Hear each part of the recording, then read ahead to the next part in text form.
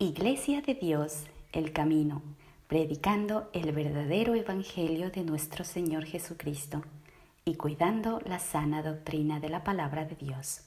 Disfruta el tema de hoy. Gracia y paz, mis estimados hermanos de este santo grupo.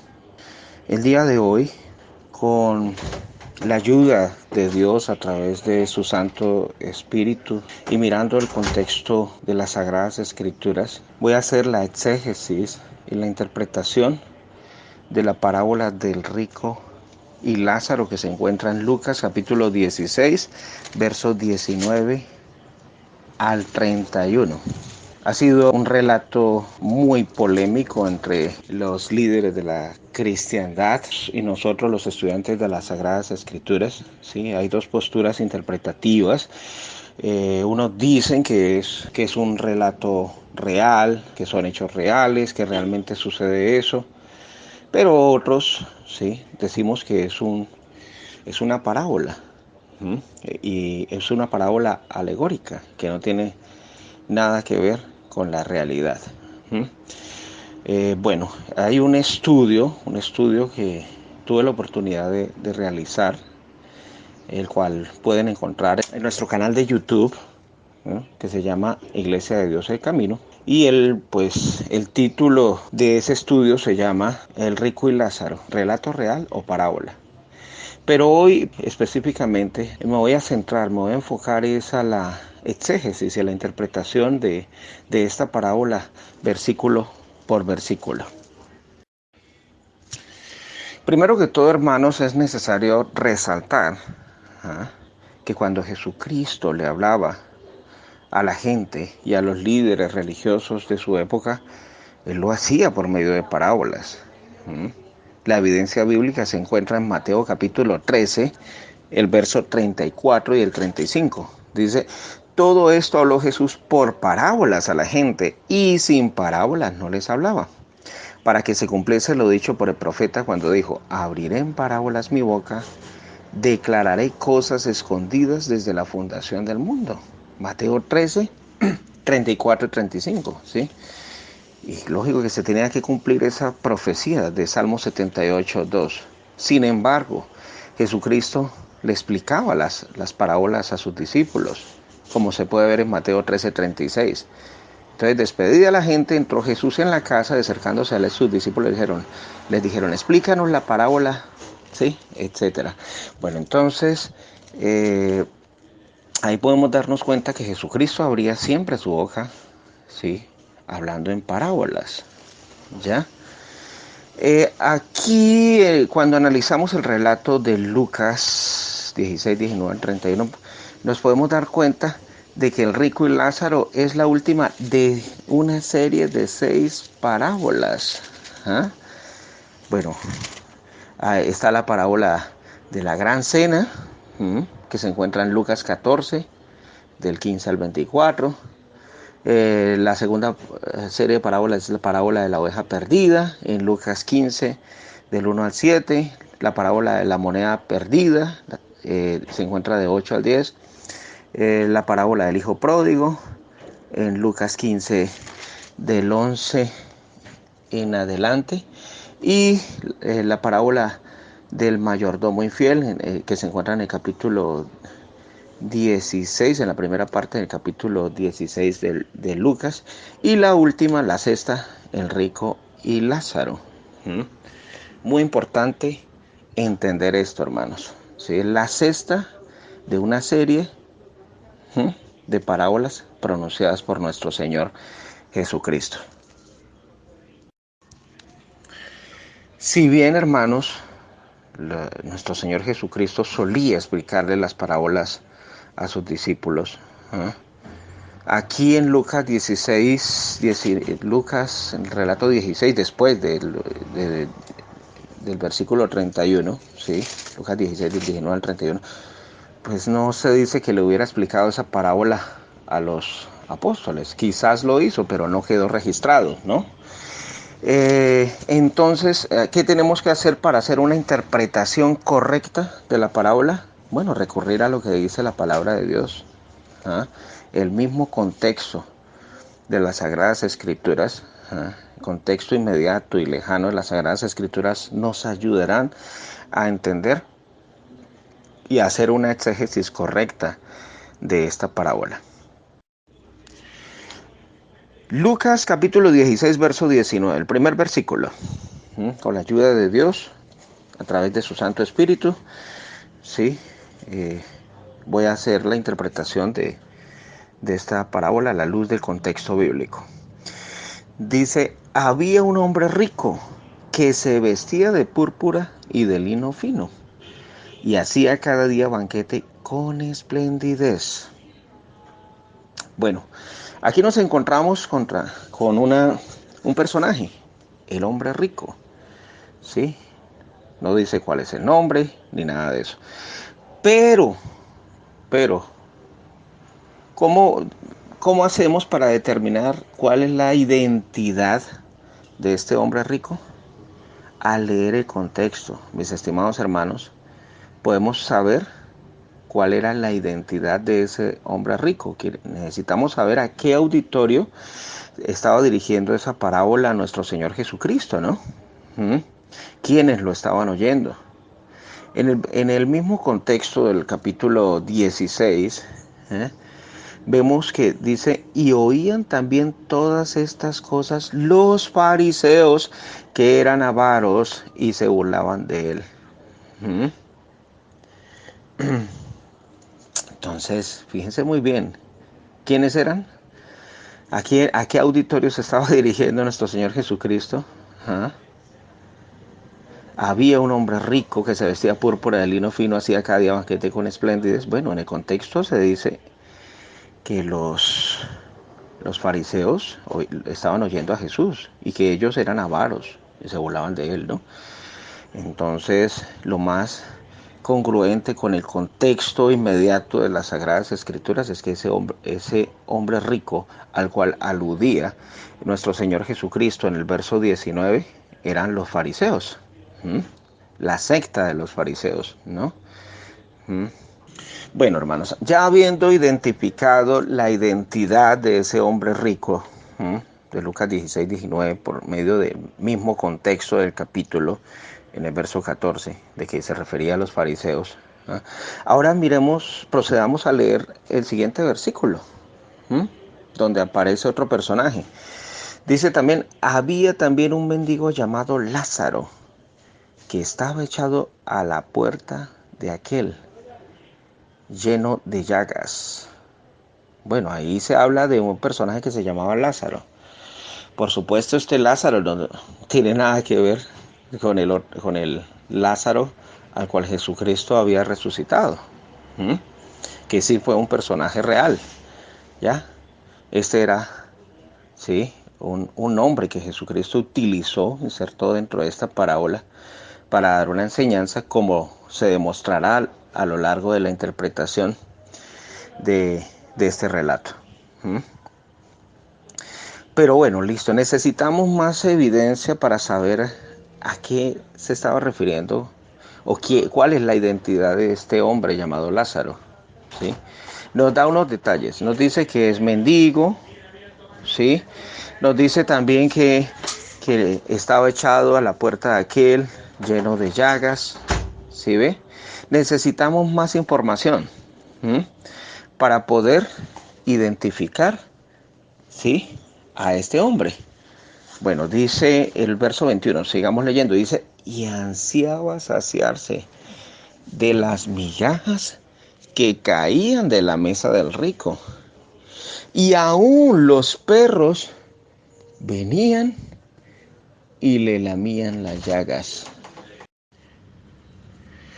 Hermanos, así como el rico, ¿sí?, de este relato, de esta parábola, ¿sí?, no se refiere a una persona en particular, sino a un grupo, ¿sí?, a los fariseos, como bien lo dice Lucas 16, 14.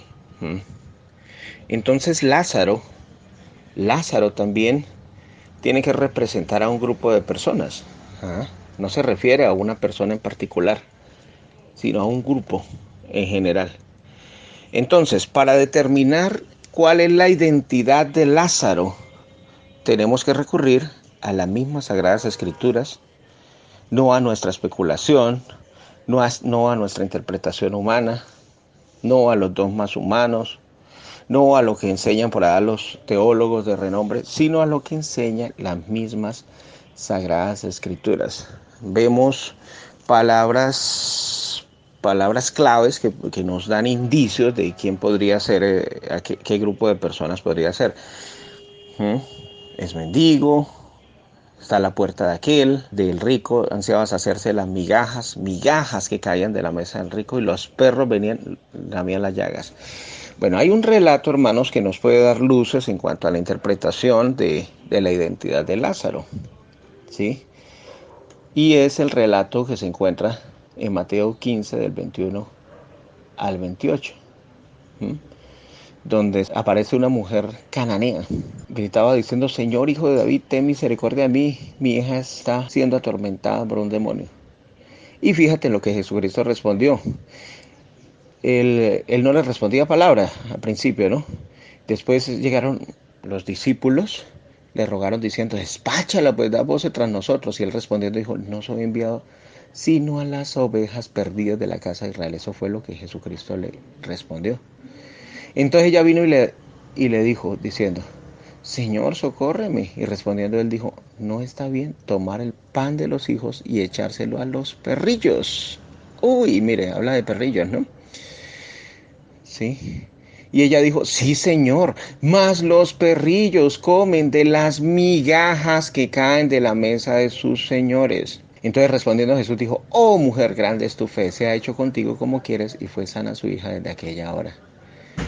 Entonces aquí podemos notar varias cositas, varios detallitos que nos ayudan a identificar cuál es la identidad de Lázaro, ¿sí?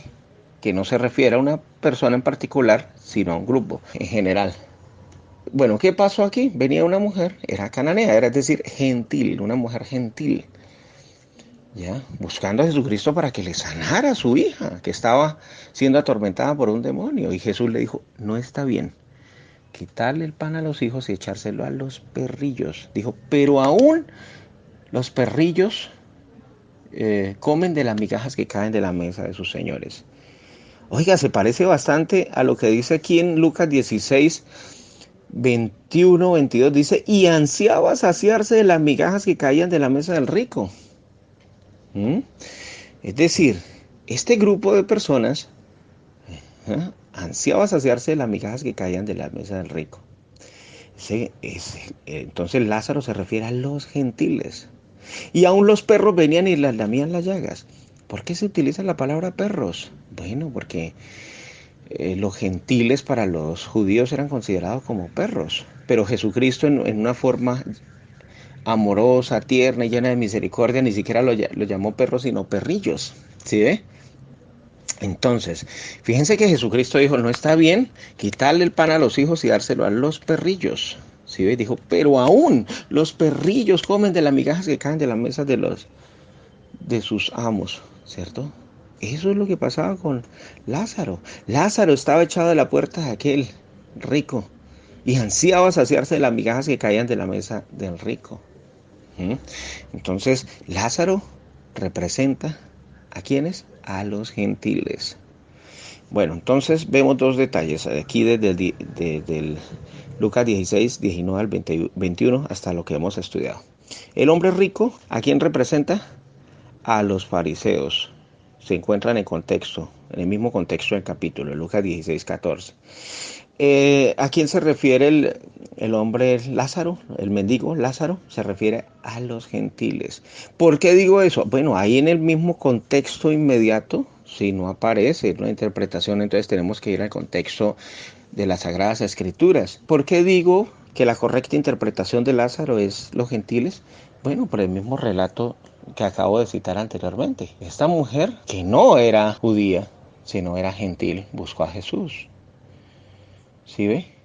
Y Jesús le dijo: no está bien tomar el pan de los hijos y echárselo a los perrillos. Y ella dijo: sí, Señor, mas los perrillos comen de las migajas que caen de la mesa de sus amos.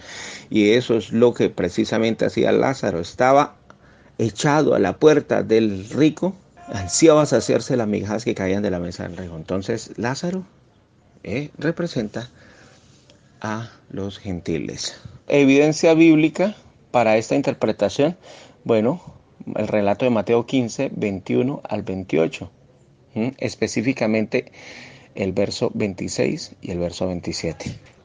Bueno, hermanos, ya habiendo identificado claramente la luz del mismo contexto, ¿sí?, de las Sagradas Escrituras, la identidad del hombre rico, que se refiere a los fariseos, como lo dice el mismo contexto en el Lucas 16, verso 14.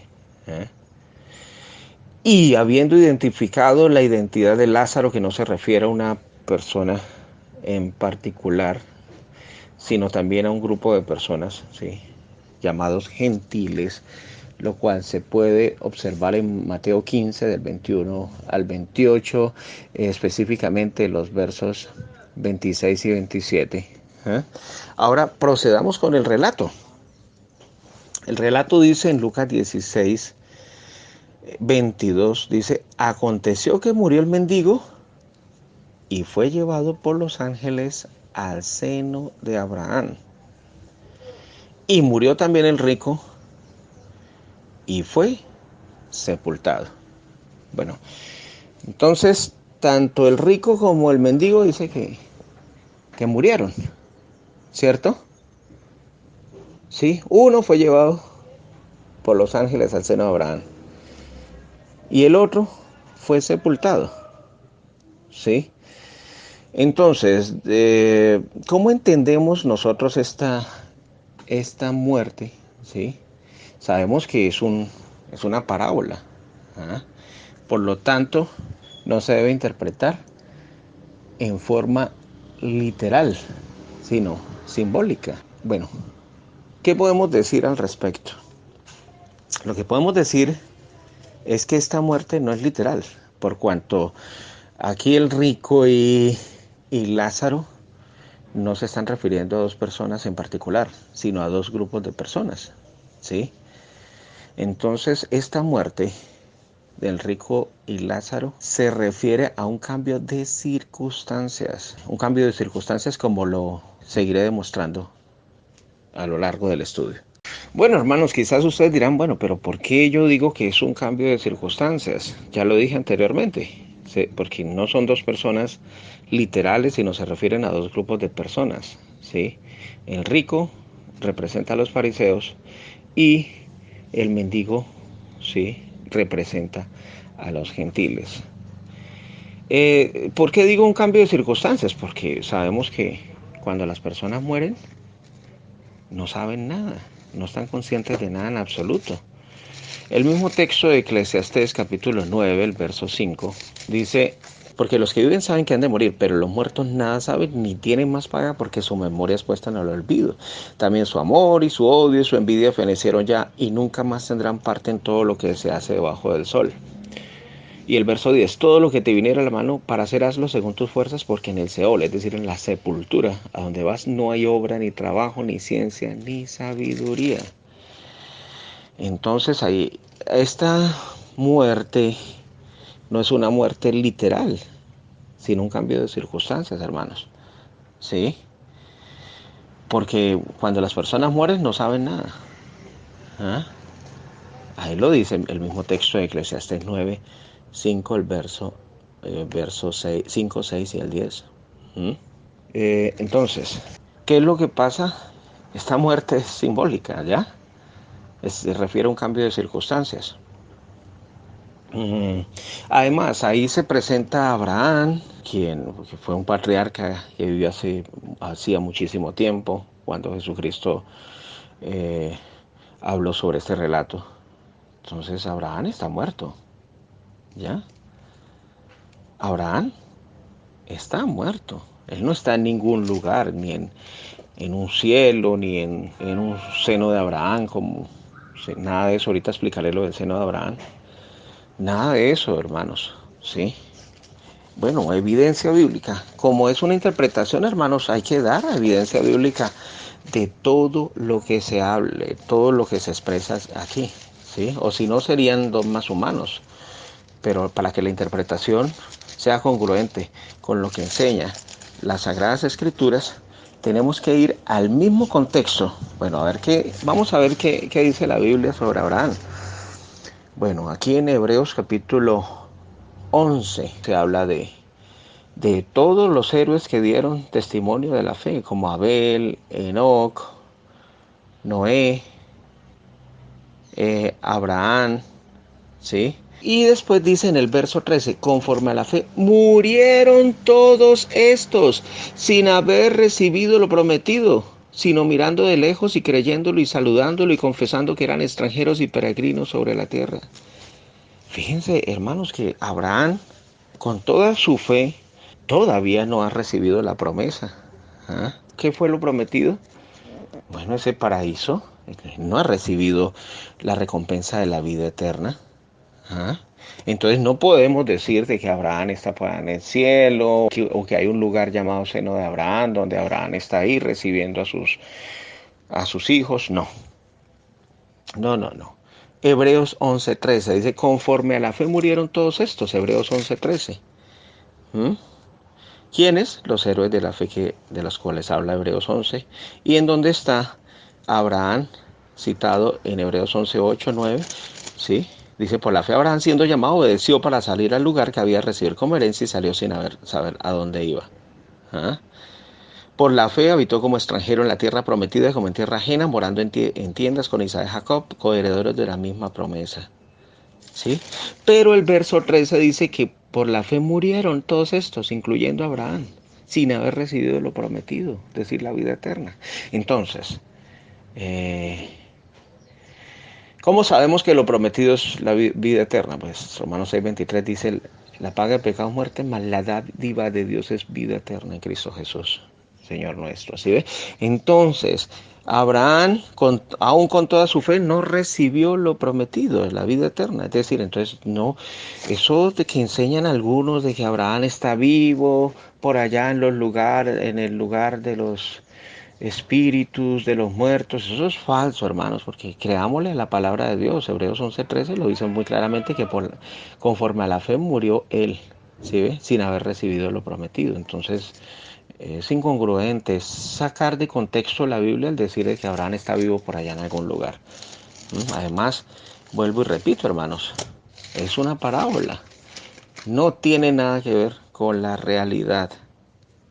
Quizás algunos preguntarán, bueno, pero si este relato de Rico y Lázaro no es real, entonces ¿por qué ahí se nombra a Abraham? ¿Mm? Siendo que él ya estaba muerto. Bueno, eso lo vemos también en el contexto de las Sagradas Escrituras. En el contexto de Juan, capítulo 8. Juan, capítulo 8, el verso 48 en adelante. ¿Sí? Bueno, específicamente aquí en el verso 52, le damos en adelante, dice, entonces los judíos le dijeron, ahora conocemos que tiene demonios, le dijeron a Jesús, Abraham murió y los profetas. Fíjense que los mismos judíos, los mismos fariseos, líderes religiosos, eran conscientes de que Abraham había muerto y los profetas, ¿sí ve? ¿Ah? Y tú dices, el que guarda mi palabra nunca sufrirá muerte. Y fíjense lo que dice el 53, ¿eres tú acaso mayor que nuestro padre Abraham, el cual murió? Y los profetas murieron. ¿Quién te haces a ti mismo? ¿Sí ve? ¿Qué es lo que pasa? Bueno, lo que pasa aquí es que, tristemente, ¿eh? Digo tristemente porque pues, los líderes religiosos no reconocieron al Hijo de Dios, no reconocieron que Jesucristo era el Mesías. ¿Eh? Y como no lo reconocieron como el Mesías, como el Cristo, profetizado en el Antiguo Testamento, entonces antepusieron a Abraham por encima del Hijo de Dios. ¿Se pueden imaginar ustedes, hermanos? ¿Ah?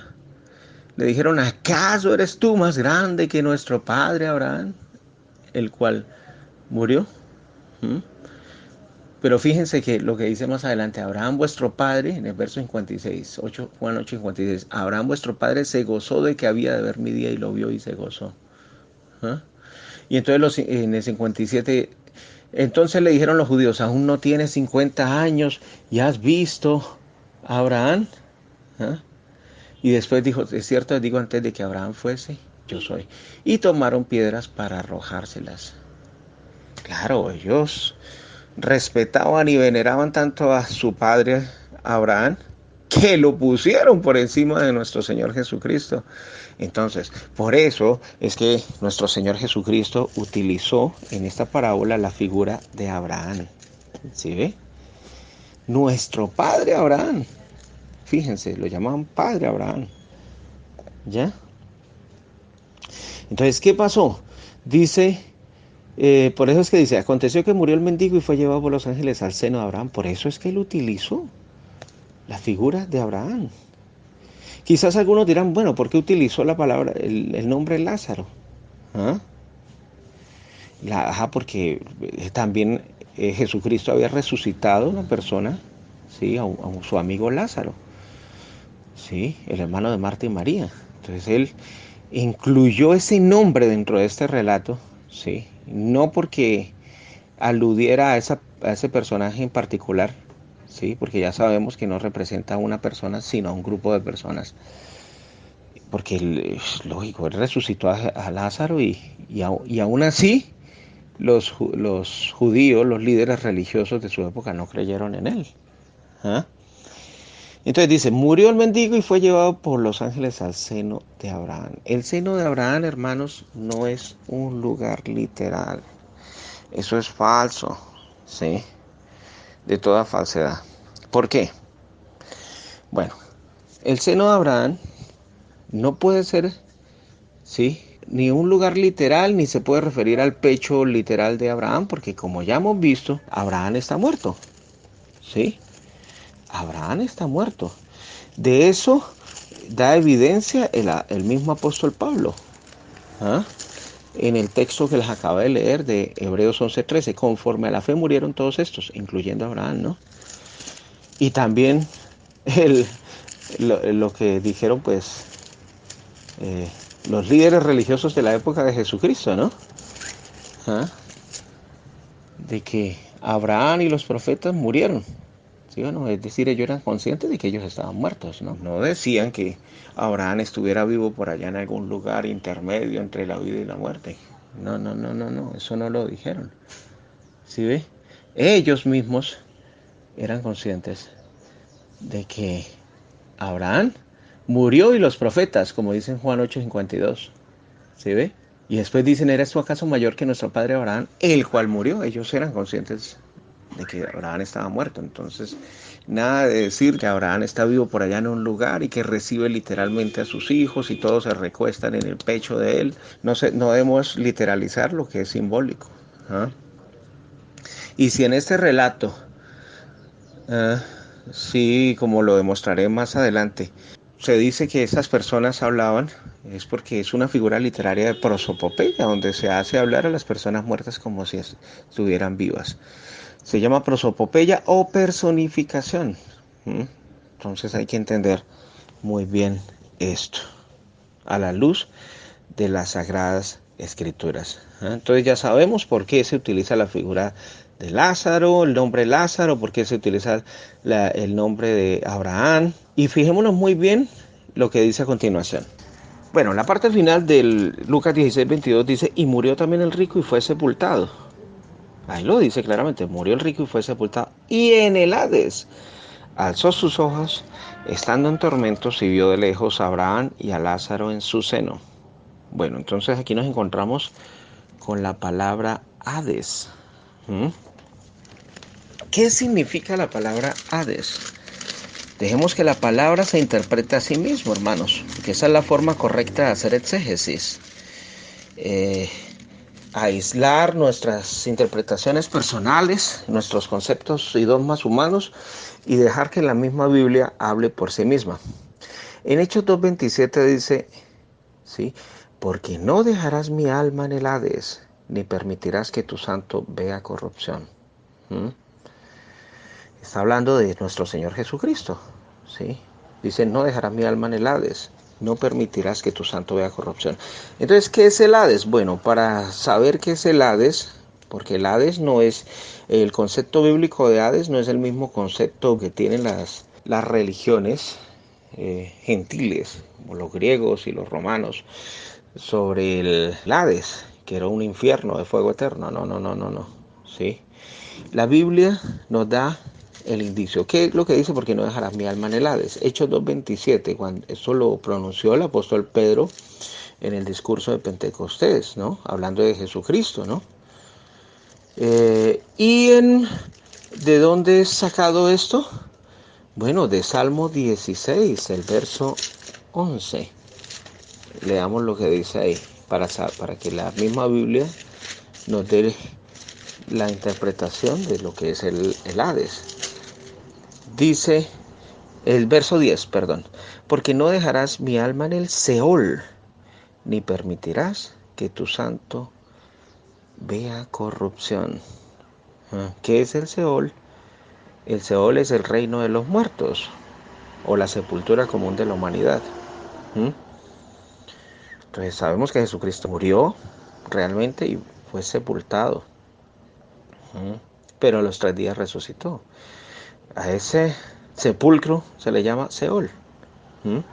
Aunque la palabra Seol y Hades se refieren al reino de los muertos o a las tumbas en general, entonces podemos darnos cuenta claramente de que ese Hades, el cual se nombra en Lucas capítulo 16, no es un infierno de fuego eterno, como muchos quieren hacerlo ver, fundamentándose en creencias de culturas paganas, como la cultura griega y romana. No, ese Hades se refiere a la sepultura. Fíjate que el versículo anterior dice, murió también el rico y fue sepultado. Y en el Hades, es decir, en la sepultura, en el sepulcro, en la tumba, alzó sus ojos estando en tormentos y vio de lejos a Abraham y a Lázaro en su seno.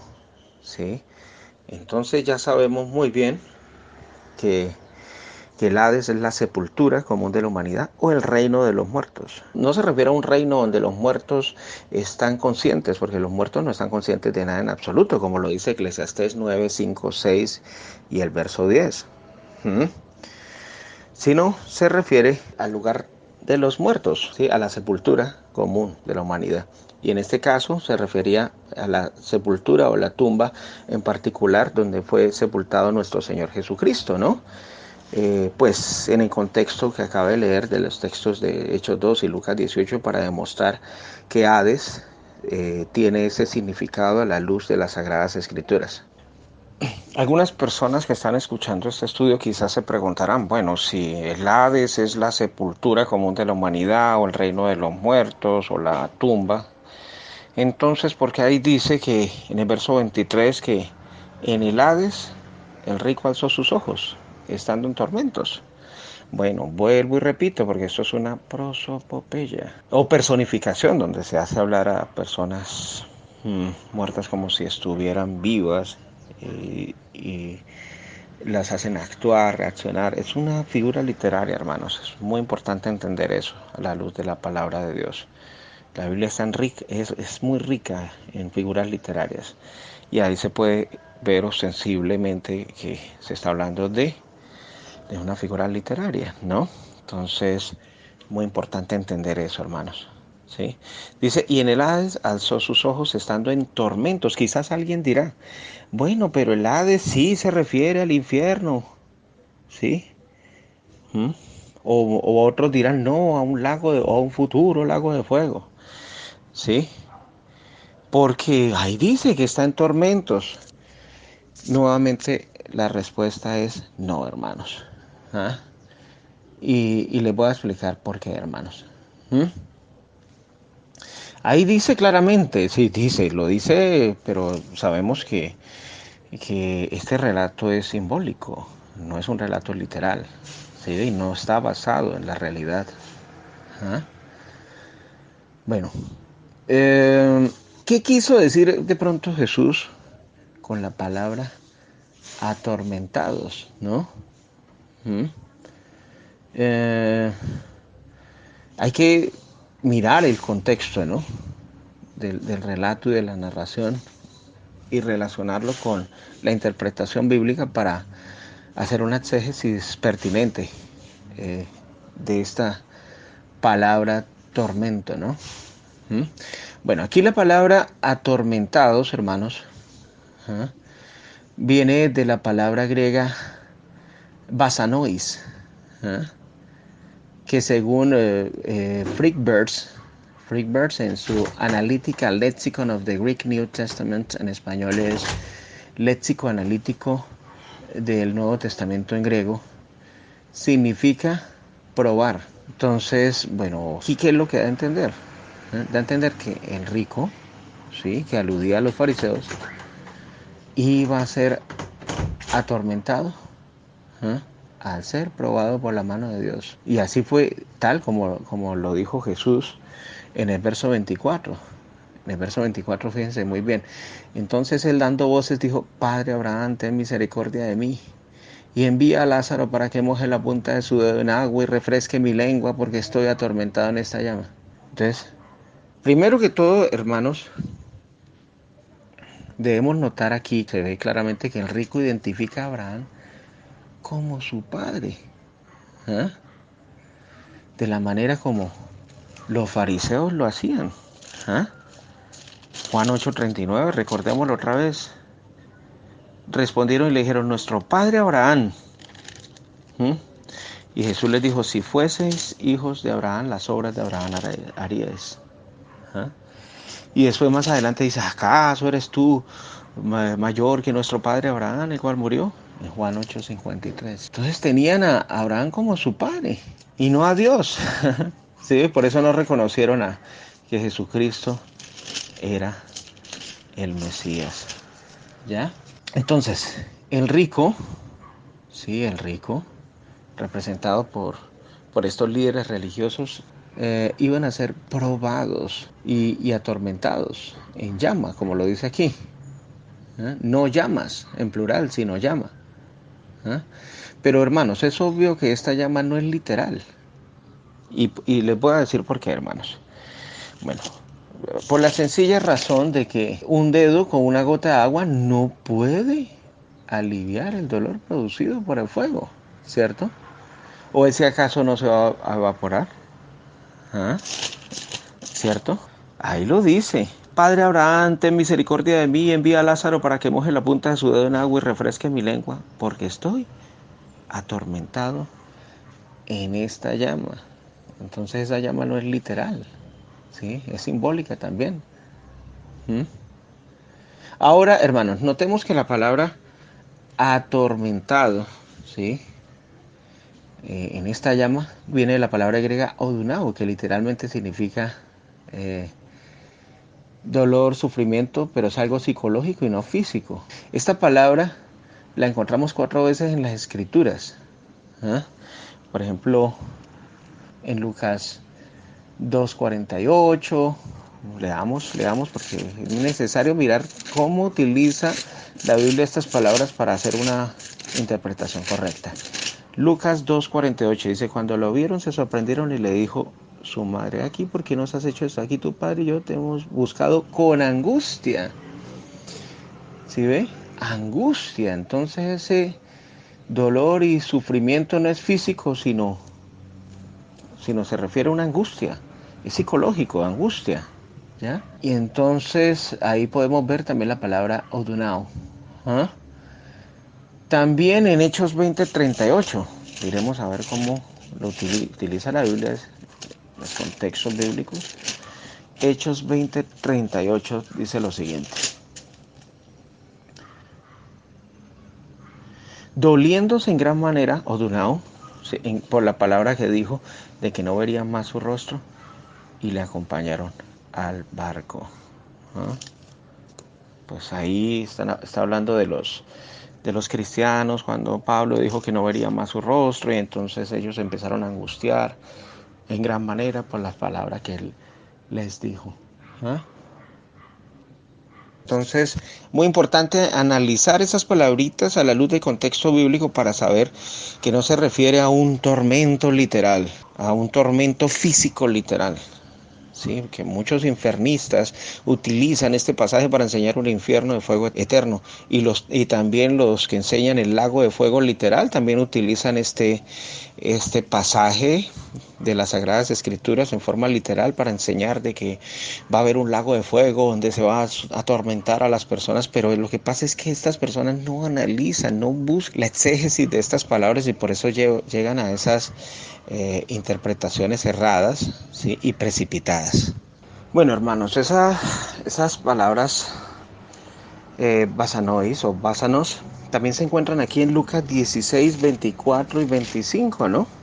Dice entonces él dando voces, dijo: Padre Abraham, ten misericordia de mí y envía a Lázaro para que moje la punta de su dedo en agua y refresque mi lengua porque estoy atormentado en esta llama. ¿Mm? Ya vimos que esa llama no es literal, sino simbólica. Ya vimos también de que ese tormento no es físico, ¿no? Sino es psicológico, de angustia. ¿No? Angustia, castigo, también se refiere. Bueno, quiero concentrarme también aquí en la palabra llama. ¿Qué representa la llama? Cuando analizamos la historia del pueblo judío, hermanos, vemos un constante sufrimiento y persecución. ¿Ah? Durante muchas etapas, muchas épocas, por ejemplo en el año 66, cuando fue rodeada por los soldados romanos que acamparon alrededor del pueblo y los cristianos y estudiosos de la palabra de Dios, de las señal de nuestro Señor Jesucristo, de las palabras de nuestro Señor Jesucristo, de la profecía de nuestro Señor Jesucristo, más bien, ellos huyeron de Jerusalén porque sabía que la destrucción se aproximaba, ¿no? Desde el año 66 al año 70, este pueblo sufrió, mejor dicho, una persecución tremenda, ¿no? ¿Ah? Sí, en el año 70 fue destruida Jerusalén y el templo fue consumido en llamas y nunca más volvió a ser reedificado. También la diáspora, la Inquisición del siglo XV, el holocausto de Hitler en el siglo XX, ¿sí? Han sido las páginas de la historia más sanguinarias que hayan sucedido en el pueblo judío. ¿Y por qué sucedió eso? Bueno, precisamente porque ellos, por su incredulidad, por no creer que Jesucristo era el Mesías, aún lo están esperando, ¿no? Y no creen que Jesucristo hubiera sido o Jesús hubiera sido el Cristo, ¿no? Profetizado por los profetas del Antiguo Testamento. ¿Mm? Bueno, sigamos con la lectura. Es muy importante analizar esto a la luz del contexto bíblico. Lucas 16:25 dice: pero Abraham le dijo: Hijo, acuérdate que recibiste tus bienes en tu vida, y Lázaro también males, pero ahora estés consolado aquí y tú atormentado. ¿Ah? Aquí, hermanos, Abraham claramente se identifica al rico como hijo. Él le dice que las condiciones han cambiado. ¿Ah? Recordemos que el pueblo judío fue el pueblo escogido por Dios, el pueblo de las promesas, de los pactos, el pueblo favorecido por Dios, y ellos disfrutaban de las bendiciones espirituales. ¿Ah? Pero ahora las bendiciones eran otorgadas al pueblo gentil. ¿Ah? ¿Ven? Entonces, claramente, ¿por qué sucedió eso? ¿Ah? Bueno, porque ellos rechazaron a Jesucristo como el Mesías. ¿Sí? Por eso es que Jesucristo en una ocasión lloró por Jerusalén y dijo: Jerusalén, Jerusalén, que matas a los profetas, ¿m? Y apedreas. ¿Cuántas veces yo quise reunirte como la gallina reúne sus polluelos y no quisiste? Entonces la casa les queda desierta o queda desolada. Entonces eso lo dice en Mateo 23, 37 al 39. ¿Ah? Dice el 38, dice: pues miren, el hogar de ustedes va a quedar abandonado. Y les digo que a partir de este momento no volverán a verme hasta que digan: bendito el que viene en el nombre del Señor. Entonces, por eso es que la muerte del rico y Lázaro, del rico, ¿sí? Representado por los líderes religiosos, ¿no? Los fariseos, y Lázaro, representado gentiles es un cambio de circunstancias, hermanos. Es un cambio de circunstancias, no se refiere a una muerte literal, ni a un infierno de fuego eterno, ni mucho menos a un lago de fuego literal donde vayan a ser echados en el futuro. No, no, no, no, no. Eso no es la correcta exégesis de pasaje del relato del rico y Lázaro. Hermanos, aparte de este texto que les acabé de leer de Mateo 23, del 37 al 39, donde Jesucristo llora por Jerusalén y dice que el hogar de ustedes va a quedar abandonado, ¿sí? También hay otro texto bíblico, ¿no? En Mateo capítulo 21, el verso 42 y 43, que nos ayuda a entender ese cambio de circunstancias de Lucas 16, del 19 al 31. Ese cambio de circunstancias o esa muerte simbólica, ¿sí? Que representa realmente es un cambio de circunstancias. Bueno, aquí lo podemos notar, mire hermanos, dice, Jesús les dijo, ¿nunca leíste en las escrituras? La piedra que desecharon los edificadores ha venido a ser cabeza del ángulo. El Señor ha hecho esto y es cosa maravillosa a nuestros ojos. Ahora el énfasis. Por tanto les digo que el reino de Dios será quitado de ustedes y será dado a gente que produzca los frutos de él. ¿Ven, hermanos? Esta interpretación de cambio de circunstancias tiene apoyo escritural, tiene apoyo de las Sagradas Escrituras. No es interpretar por interpretar, hermanos, es con apoyo bíblico, ¿sí? Y con la ayuda de Dios a través de su Santo Espíritu que se está haciendo esta interpretación. ¿Sí? Entonces, ¿qué pasó? Por eso es que aquí en Lucas 16:25 dice, pero Abraham le dijo, hijo, acuérdate que recibiste tus bienes en tu vida. Está hablando a los fariseos, a los líderes religiosos de la época de Jesús. Ellos recibieron muchos beneficios, muchos privilegios espirituales. ¿eh?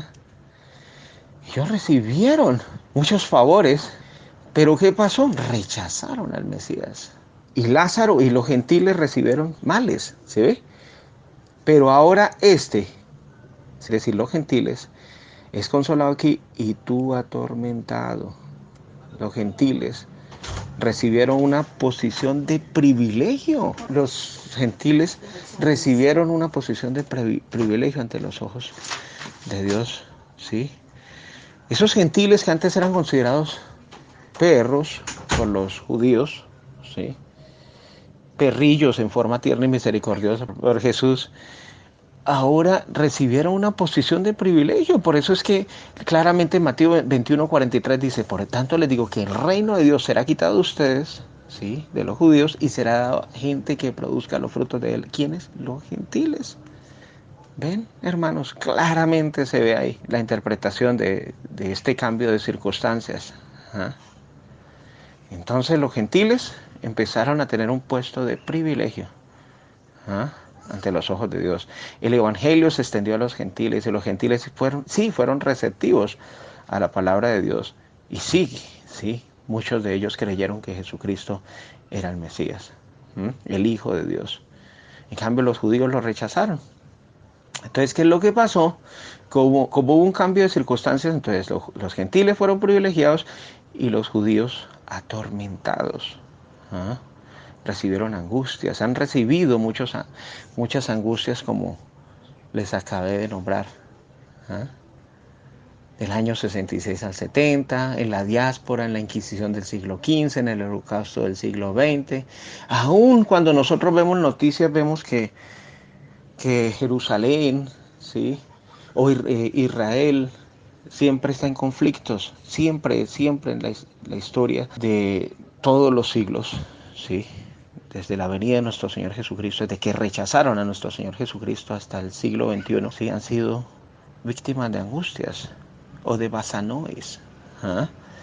O básanos. Entonces ahí es donde se entiende esto a la luz de la palabra de Dios.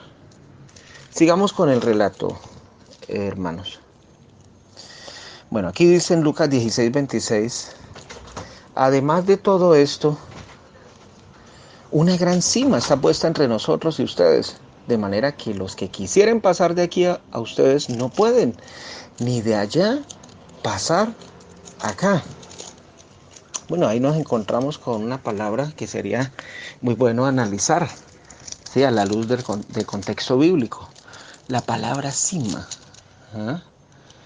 Esa gran cima, descrita aquí en el relato del rico y Lázaro, ¿ah? La podemos entender cuando leemos Romanos capítulo 11, el verso 8. Dice, como está escrito, Dios les dio espíritu de estupor, ojos con que no vean y oídos con que no oigan hasta el día de hoy.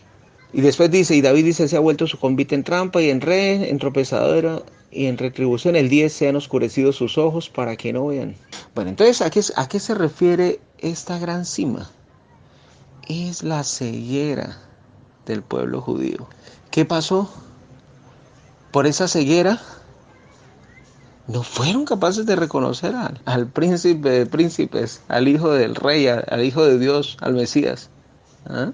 Por eso es que en Segunda de Corintios, hermanos, Segunda de Corintios, capítulo 3, el verso 14, ¿ah? Y el 15, mira lo que dice.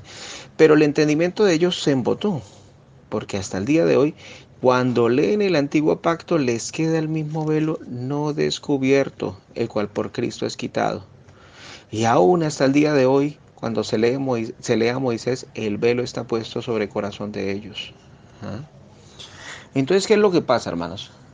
Bueno, esa cima de la que habla aquí Lucas capítulo 16, ¿sí? El verso, el verso 26, ¿sí? Se refiere a la ceguera del pueblo de Israel.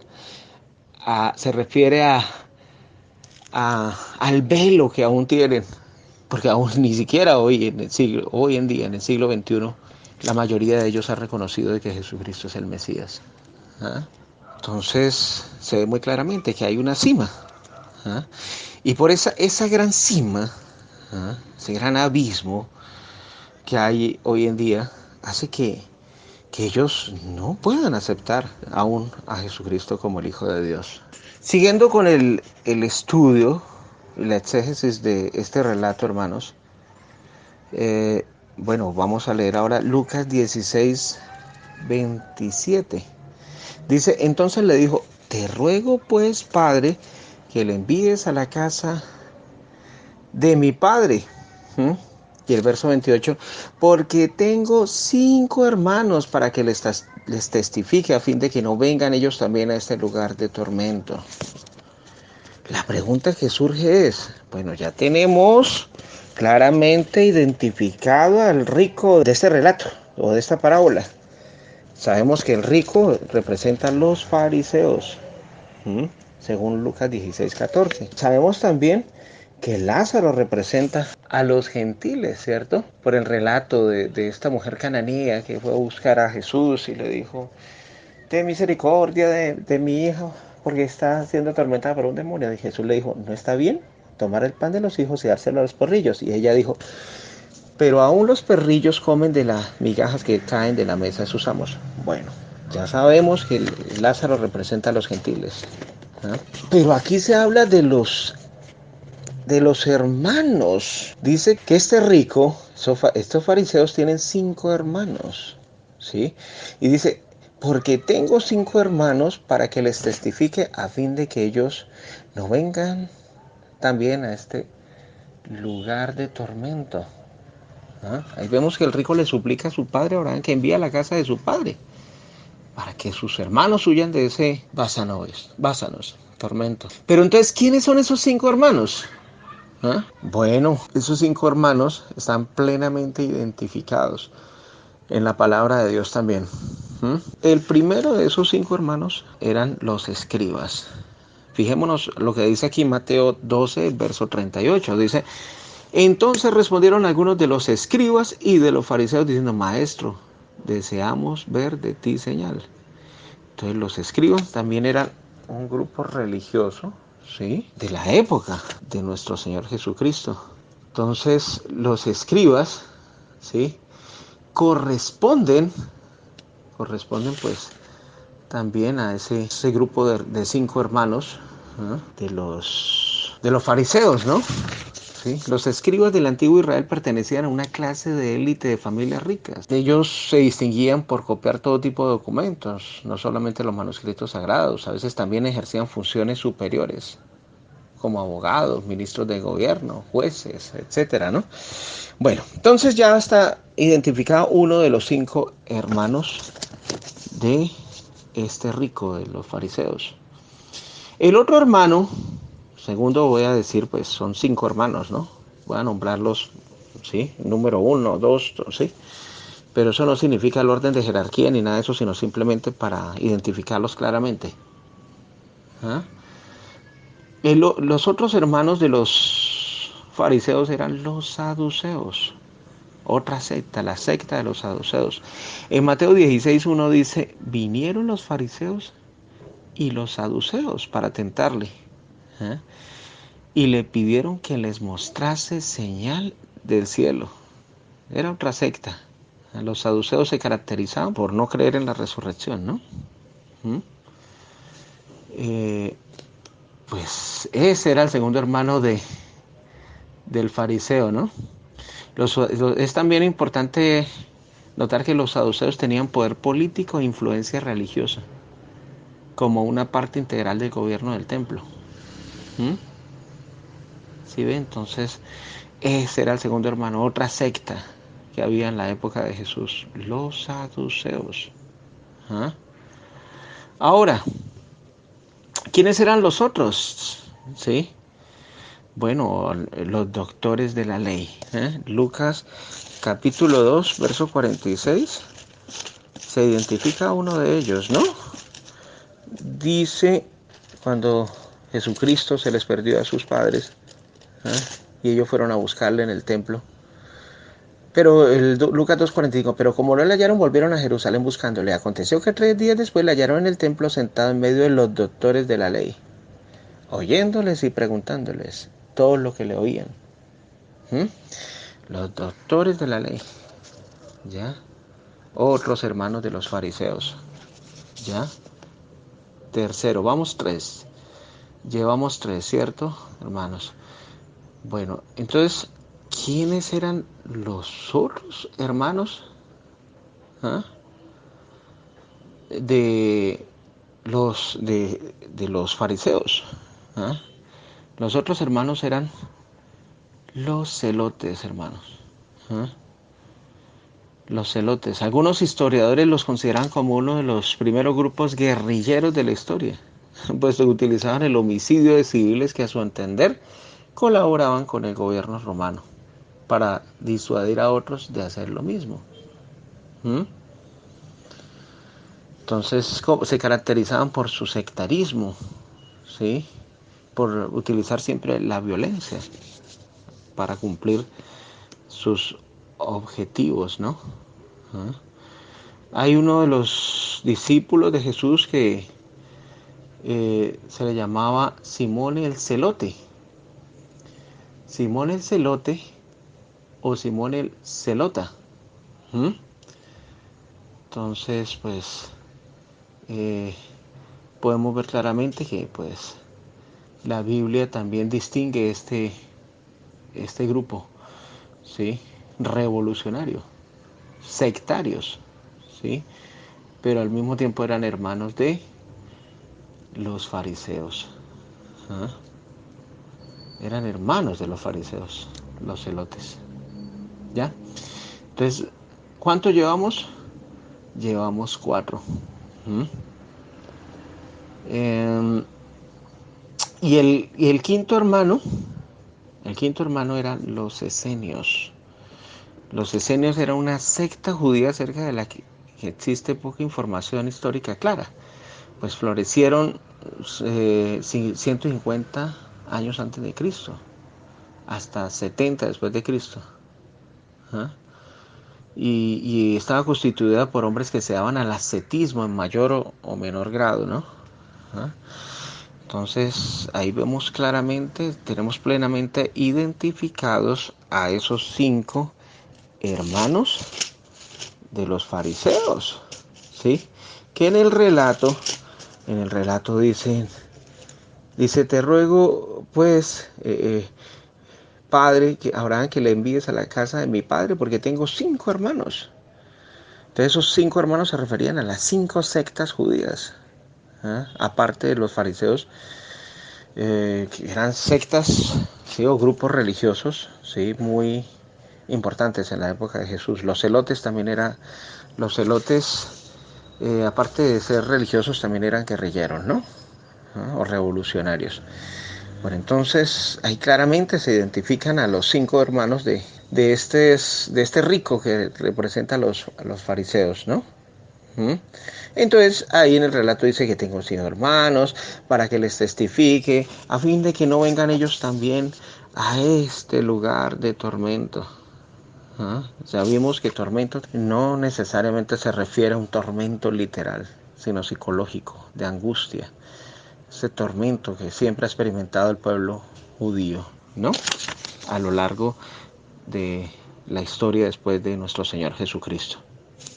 Siguiendo con el relato, hermanos, aquí Lucas capítulo 16,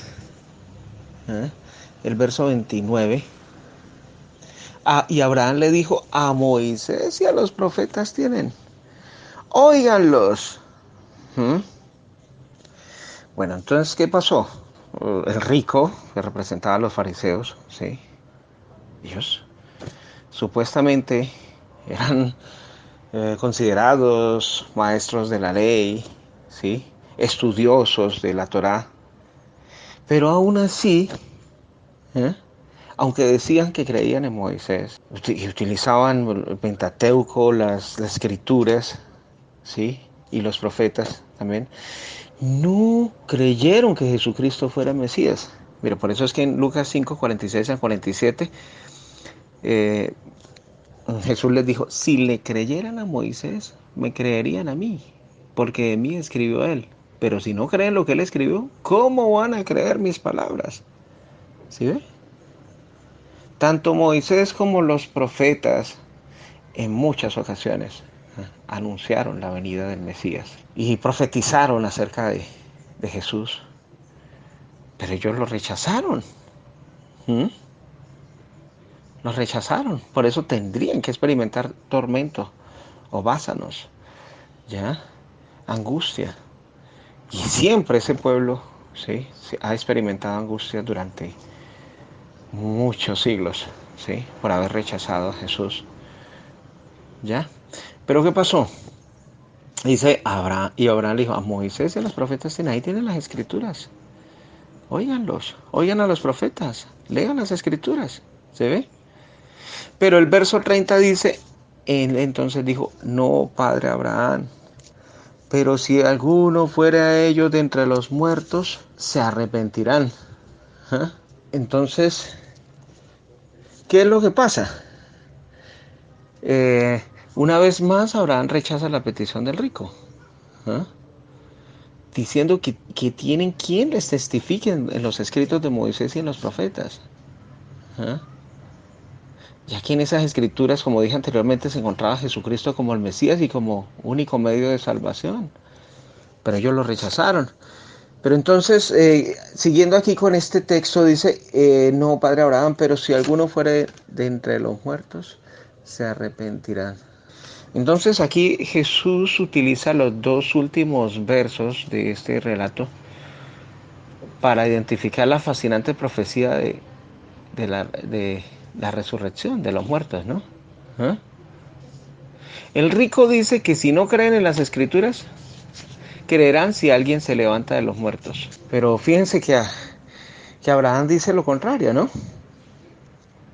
Entonces, fíjense, porque, a ver, imagínense, las escrituras es la prueba fiel y fidedigna de que Jesucristo es el Mesías. ¿Ah? ¿Ves? Pero aún así ellos no lo aceptaron porque tienen un velo puesto y tienen su entendimiento embotado. ¿Ah? Y fíjense también, hermanos, que la resurrección no le bastaría. Por eso es que Abraham en el verso 31 dice, mas Abraham les dijo, si no oyen a Moisés y a los profetas, tampoco se persuadirán, aunque alguno se levantara de los muertos. Fíjense, hermanos, que Jesucristo resucitó a Lázaro. Y aún así, estos líderes religiosos no creyeron que Jesús era el Mesías. ¿Eh? Antes estaban buscando a Lázaro para matarlo.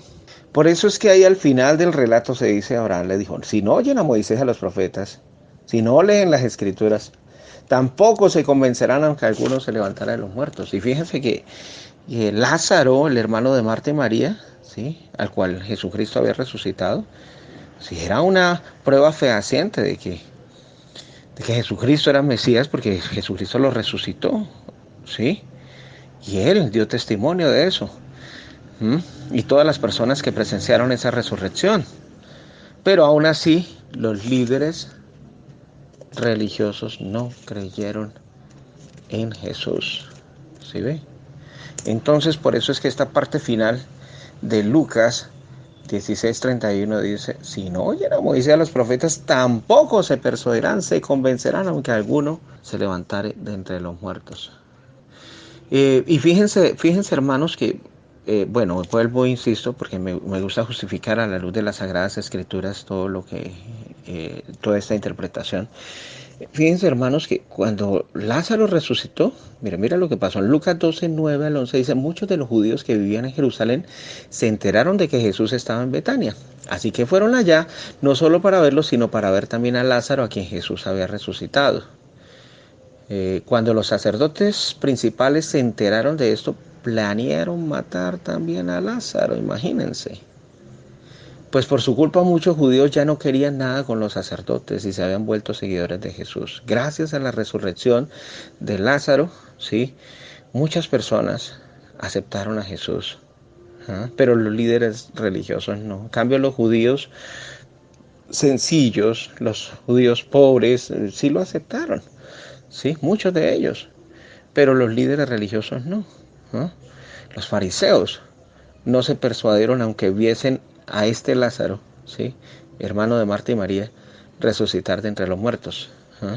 Antes los sacerdotes lo estaban buscando para matarlo, imagínense ustedes. Entonces, ni la resurrección sería suficiente para que estas personas, ¿sí?, se convencieron de que Jesús era el Mesías. Como conclusión de este estudio, hermanos,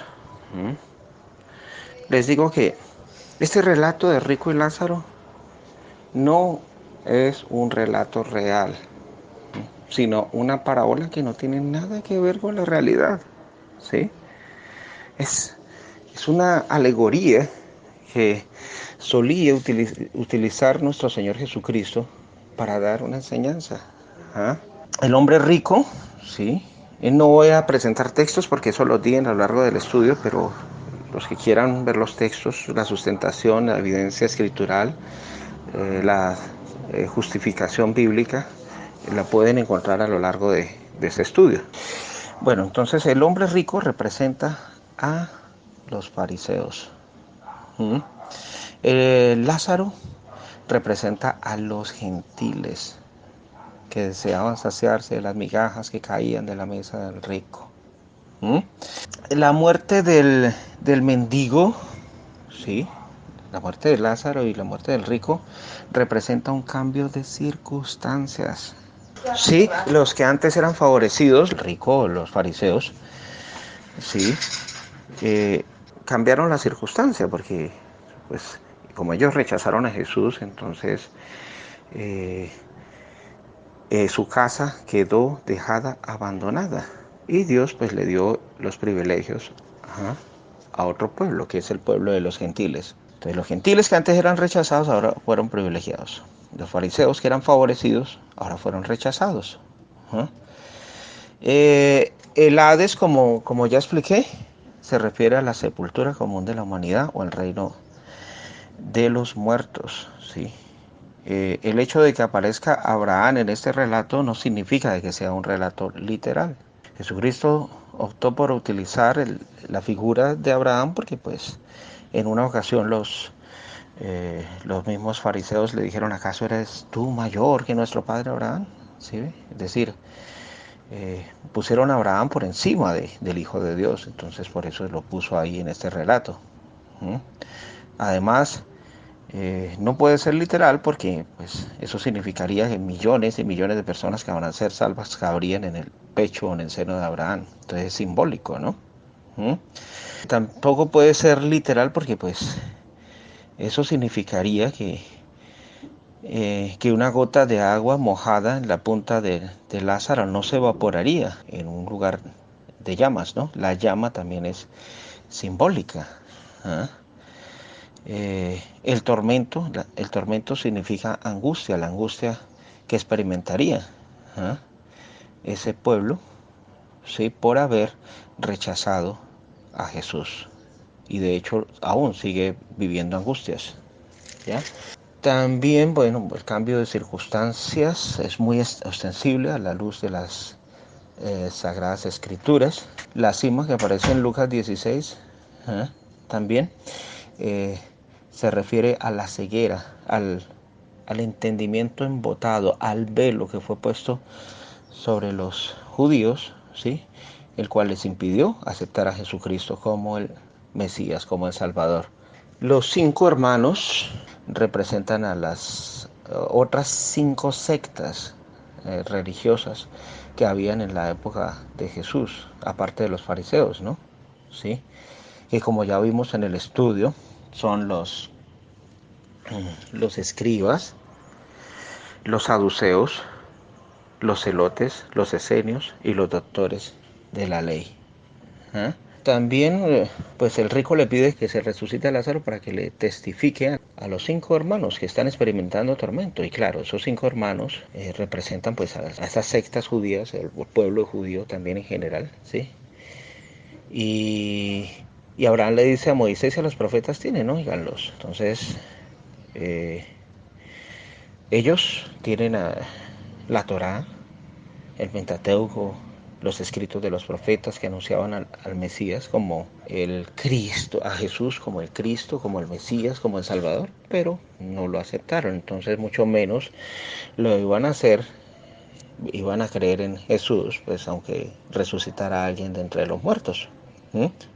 Y una evidencia plausible de eso es que Lázaro, es decir, el hermano de Marta y María, sí, que fue resucitado por Jesús, sí, cuando fue resucitado por Jesús, no, aún así los fariseos no creyeron en él.